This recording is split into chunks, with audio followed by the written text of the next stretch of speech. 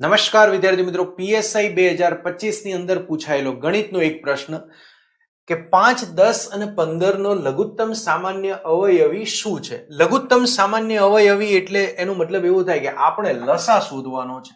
હવે આવો જ્યારે પણ પ્રશ્ન મળે ત્યારે વિદ્યાર્થીઓ લસા કેવી રીતે શોધતા હોય છે? આ રીતે આપણે જે સ્કૂલમાં શીખ્યા ને એ રીતે. પણ આવી રીતે આપણે પરીક્ષામાં જલ્દીથી જવાબ મેળવી શકીએ નહીં. તો કેવી રીતે જવાબ મેળવી શકાય? તો કે ઓપ્શનથી કેવી રીતે? તો કે 5, 10 અને 15 નો લસા જે હોય એ ત્રણેય સંખ્યાઓ વડે ભાગી શકાય એવો હોય. તો 15 વડે ચેક કરી, 15 વડે 50 ને ભાગી શકાય ના, 15 વડે 40 ને ભાગી શકાય ના. હવે આપણી જોડે જે બે ઓપ્શન વધ્યા 30 અને 60, એ 15 વડે ભાગી શકાય છે, 10 વડે ભાગી શકાય છે અને 5 વડે ભાગી શકાય. તો તમારા મનમાં આવો પ્રશ્ન થશે કે હવે મારે જવાબ કયો લેવાનો? તો ધ્યાન આપજો, આ 30 અને 60 બંને સામાન્ય અવયવી તો છે જ, પણ આપણને કેવું પૂછ્યું છે? લઘુત્તમ. તો 60 અને 30 માંથી લઘુત્તમ કયો? તો કે 30. તો આપણો આન્સર શું આવશે? 30.